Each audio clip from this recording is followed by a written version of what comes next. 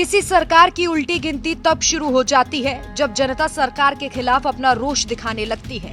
जब सरकार को वोट देने वाले हाथ सरकार के विरोध में पोस्टर बैनर उठा लेते हैं, तब अपने मत का प्रयोग करने वाले लोग सरकार को अपनी असल ताकत दिखाते हैं और तब शक्तिशाली और सत्ताधारी सरकार के पैर उखड़ने लगते हैं। ऐसा ही कुछ अब बीजेपी के साथ हो रहा है।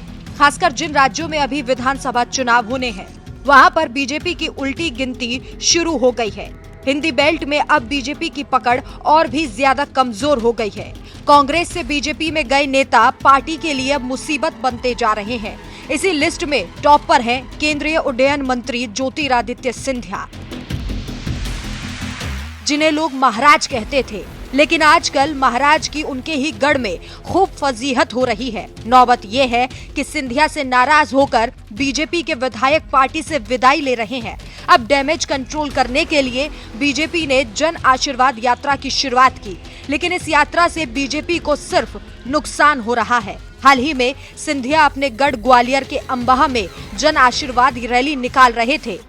अंबाह चंबल क्षेत्र से आता है, जहां महाराज का अच्छा वर्चस्व माना जाता है और उनके परिवार का भी खासा असर देखा जाता है, और यहीं महाराज की खूब फजीहत हुई।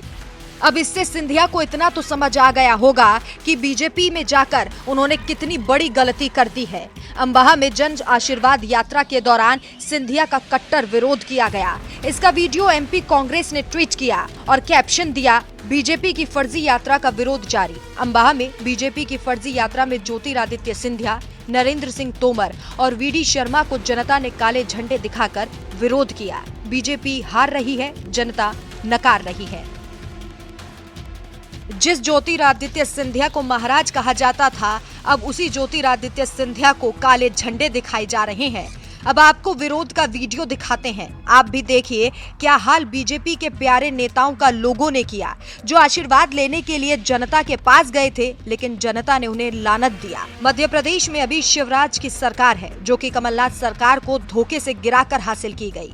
अब वहां भी ये सरकार डगमगाने लगी है। वीडियो देखिए।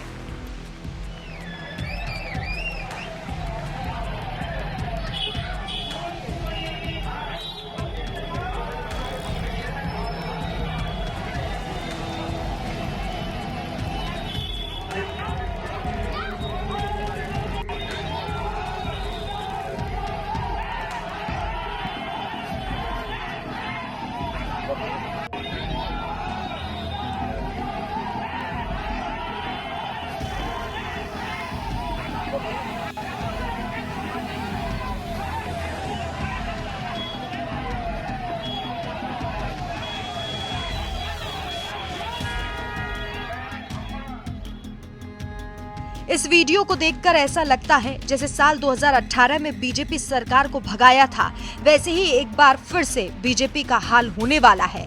इस यात्रा में बीजेपी के दिग्गज शामिल थे, जैसे कृषि मंत्री नरेंद्र सिंह तोमर, वीडी शर्मा, जो बीजेपी के प्रदेश अध्यक्ष हैं, और सिंधिया जी को आप सभी बखूबी जानते ही हैं।